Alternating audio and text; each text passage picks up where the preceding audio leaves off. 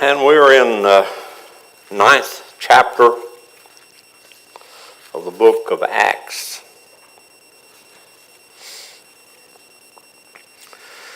We've seen the conversion of Saul and how he is now the persecuted and thus sent from Jerusalem for his own safety.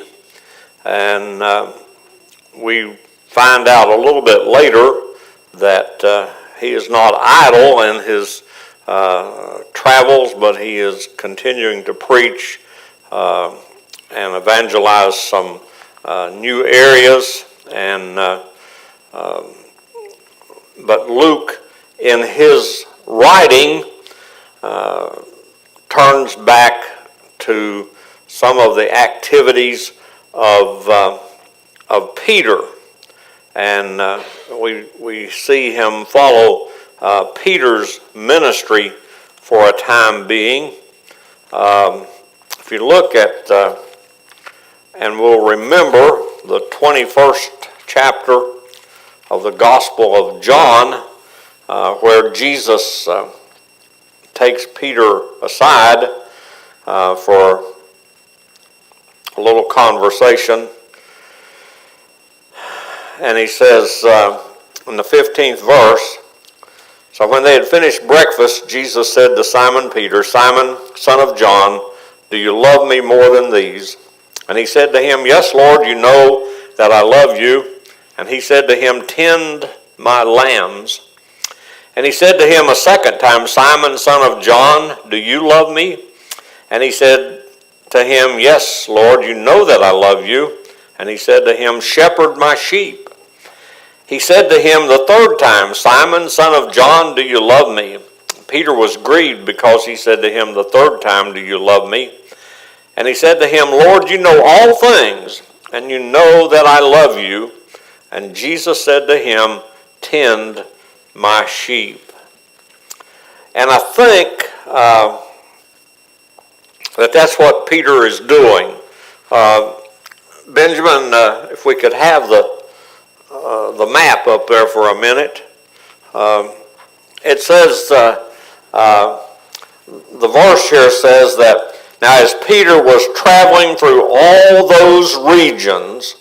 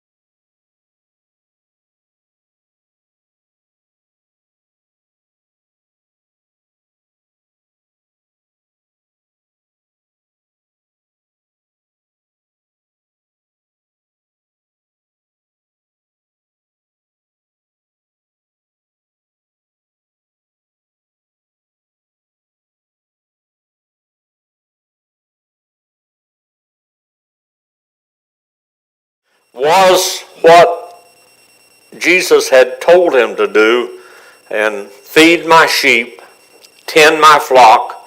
There may have been some evangelizing that as he went from place to place, and we sort of get that picture when he comes to this place at Lydda.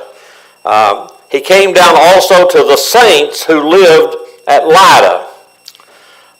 There he found a man named Aeneas, who had been bedridden 8 years, for he was paralyzed.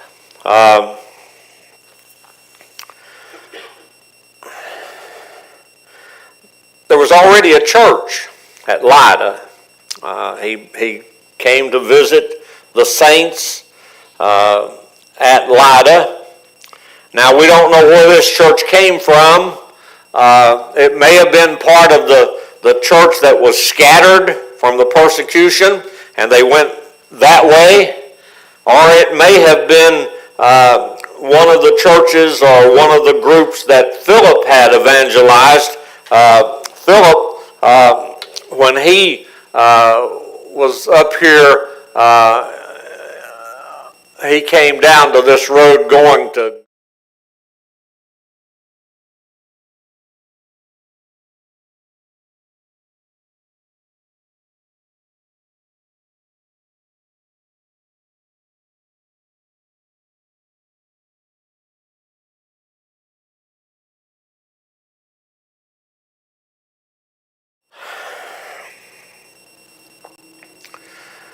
also, I read some commentary that said that this was probably about 10 years after Pentecost. And I guess you can figure all the things that have taken place and the time frame in there. And so about 10 years had passed since the preaching on the day of Pentecost. So this Aeneas may have been one of those who fled from Jerusalem, because he had only been paralyzed for 8 years. So he could have very well been on his feet when the things were taking place in Jerusalem. We don't know. We're not told any of that. But if that had been the case, then Peter may have already been acquainted with this man. But it says there he found a man named Aeneas who had been bedridden 8 years, for he was paralyzed. Some versions say he was palsied. But Peter took him by the hand and said to him, Jesus Christ heals you. Get up and make your bed. Immediately he got up and he was healed.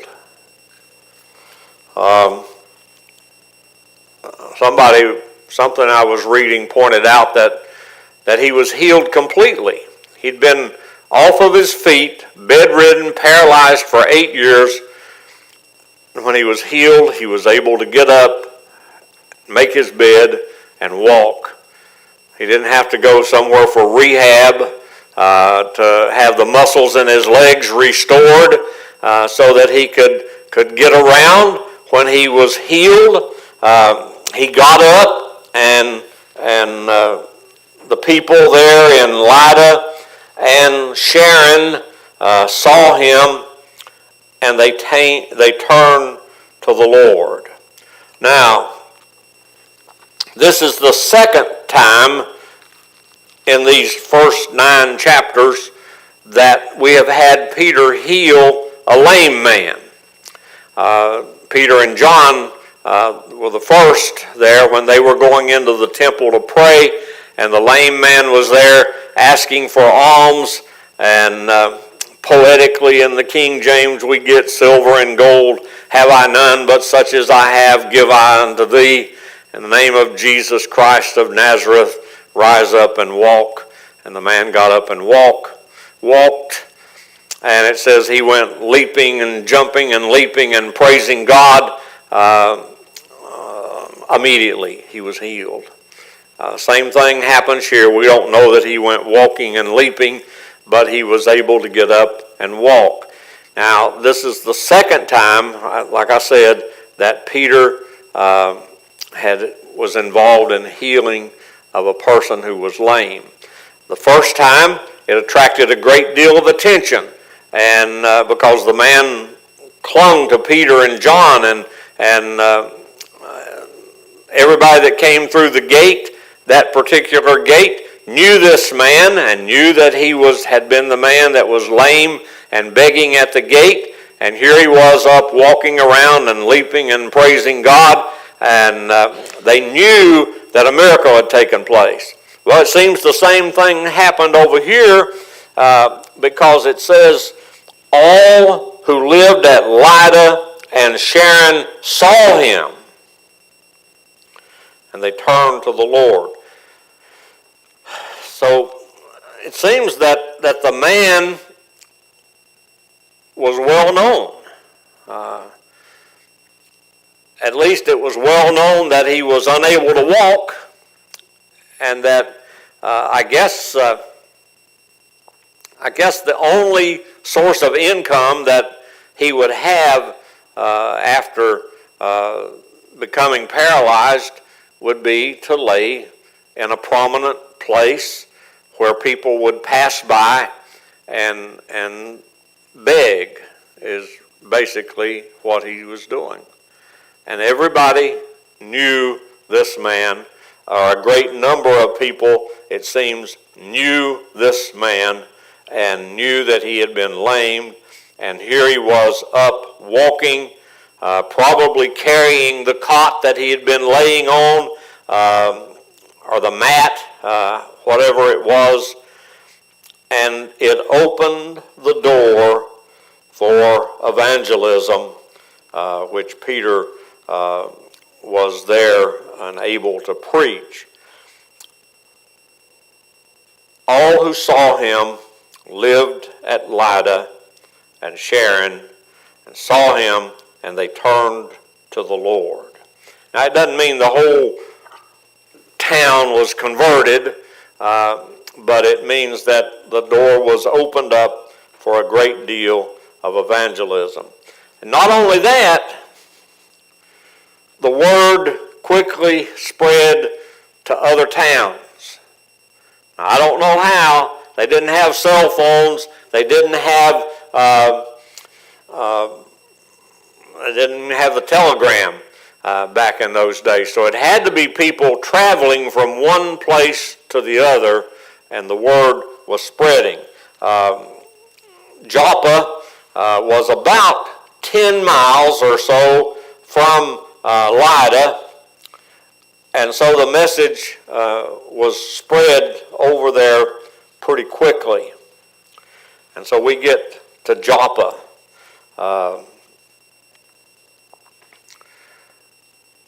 Luke changes the scene for us. Verse 36. Now in Joppa there was a disciple named Tabitha, which translated in Greek is called Dorcas. And this woman was abounding with deeds of kindness and charity, which she continually did. And it happened at that time that she fell sick and died. And when they had washed her body, they laid it in an upper room. Since Lydda was near to Joppa, the disciples, having heard that Peter was there, sent 2 men to him, imploring him, "Do not delay in coming to us."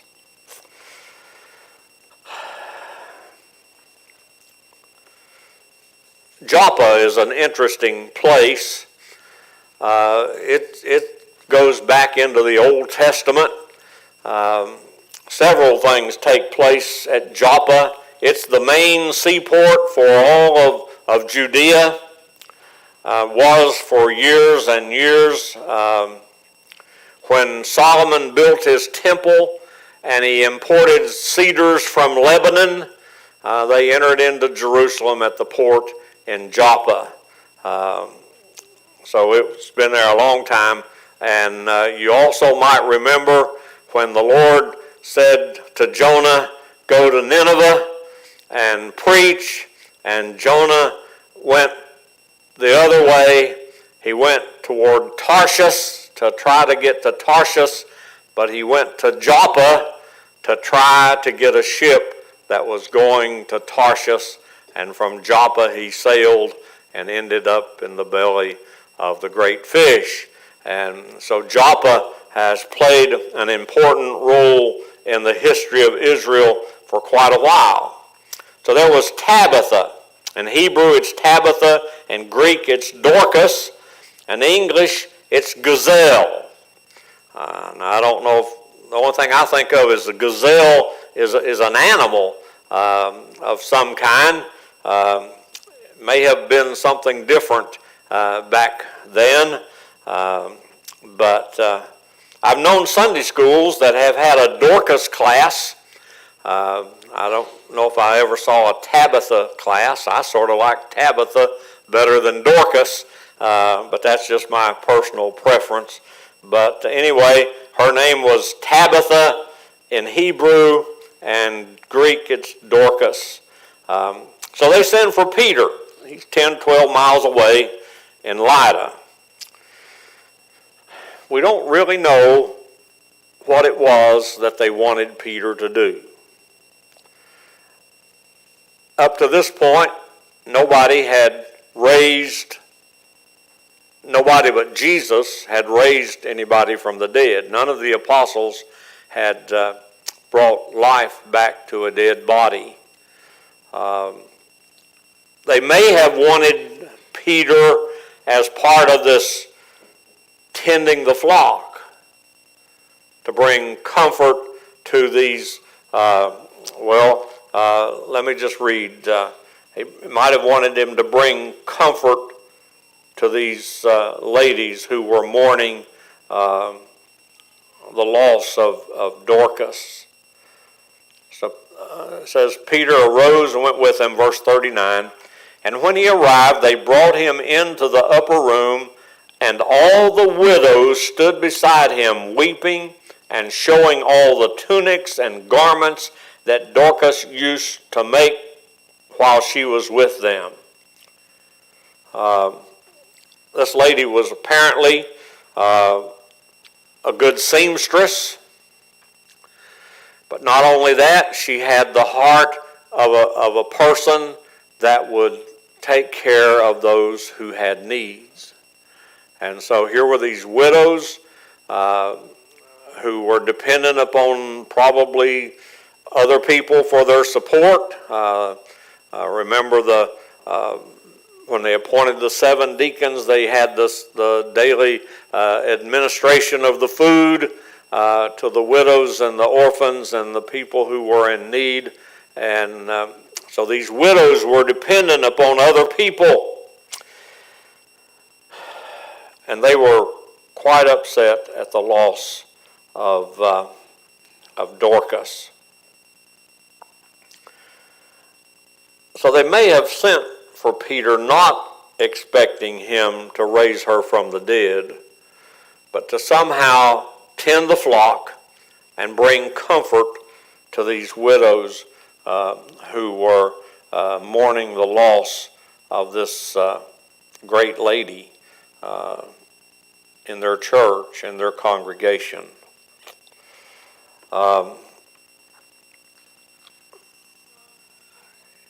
Talk about a memorial service. Here she was, dead, had not yet been buried, and the memorial service was taking place, and the widows were presenting all of the things that she had made, by which they were remembering Dorcas. You know, we do things sort of like that sometimes. We have memorial services for individuals, and when Glenn passed, we had a memorial service, and just bunches of people got up and expressed their feelings about what Glenn had meant to them. We did the same thing just a couple of weeks ago with Gary. We had a memorial service, and we had several comments from people, some from out of state, relatives and friends that wanted to speak their heart concerning Gary. When my sister died and was on her deathbed, the people from Central Christian Church brought and showed to her, if she was able to see, a plaque that they put on the wall outside of her Sunday school class. And it said she had taught 2s and 3s Sunday school for 50 years. And it said, on this plaque, it said, Miss Ruth's room, commitment of 50 years of teaching Jesus, the love of Jesus, to children. And it's there on the wall at the church in Bristol today.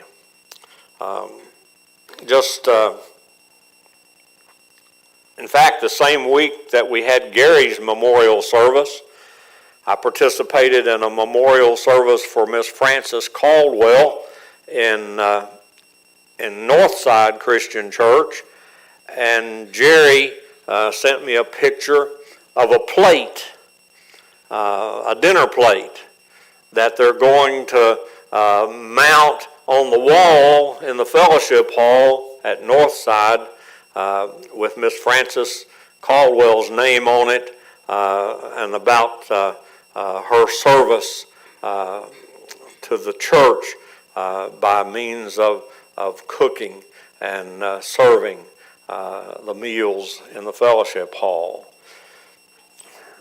Ways of remembering people. And these women, these widows, were much distraught because of the loss of this lady named Dorcas. Peter sent them out of the room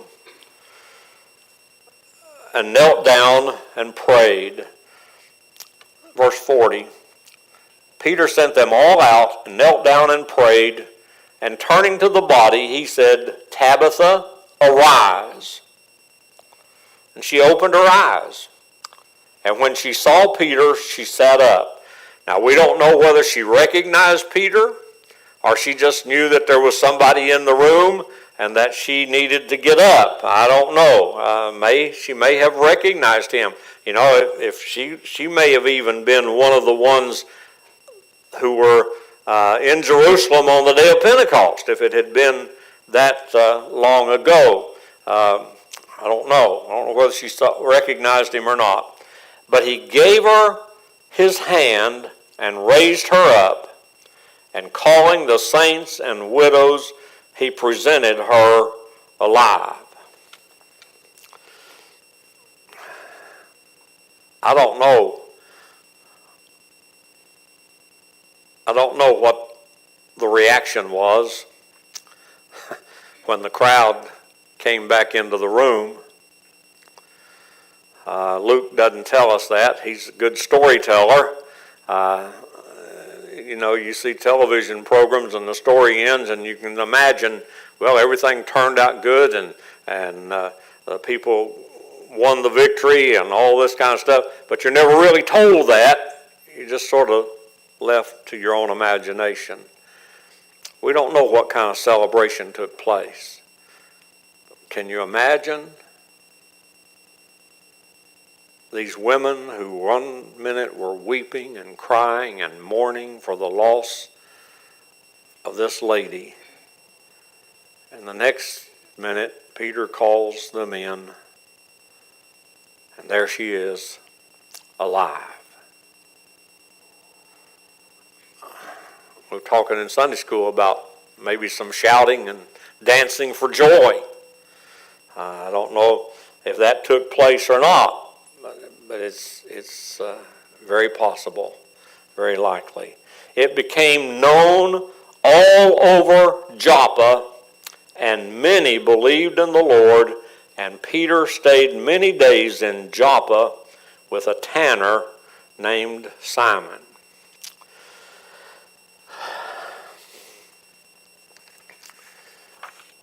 the story doesn't end there. That's really just sort of the beginning.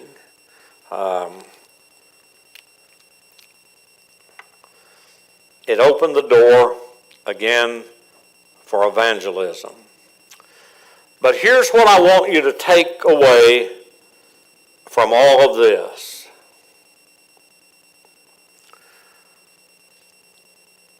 For what will you be remembered?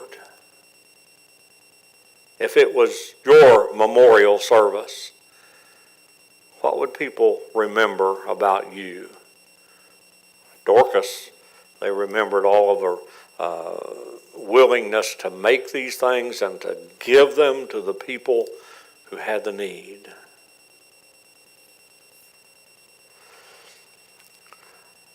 I don't know all the details. There was a fellow named Alfred Nobel.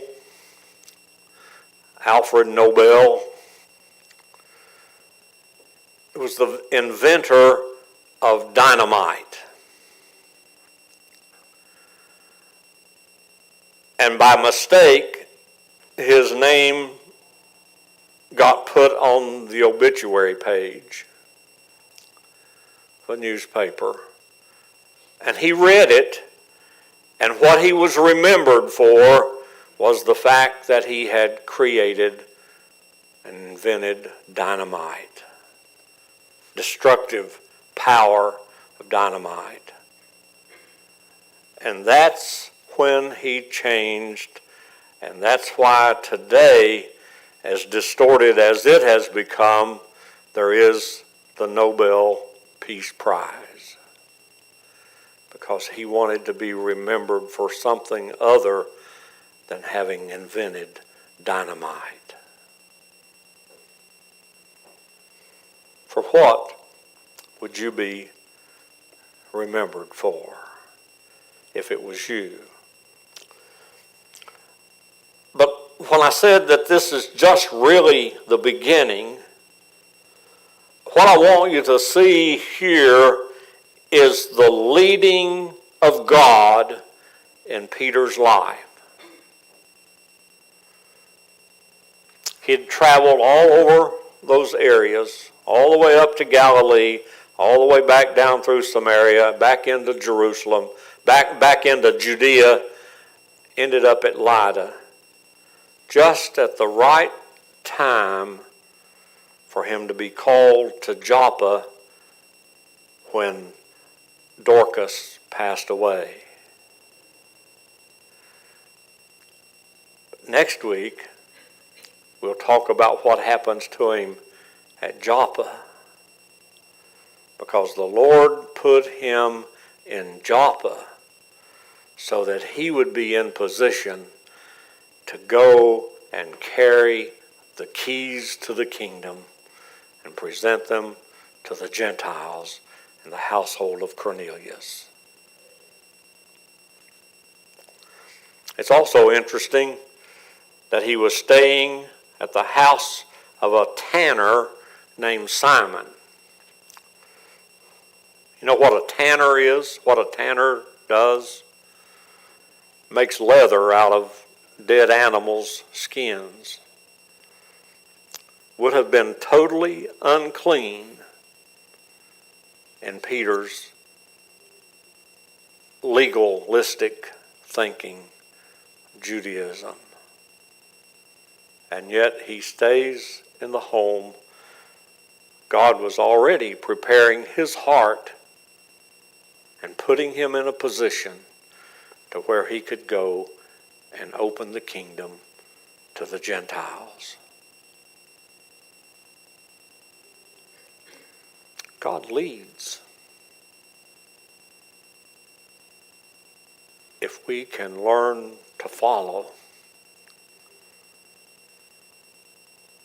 he leads.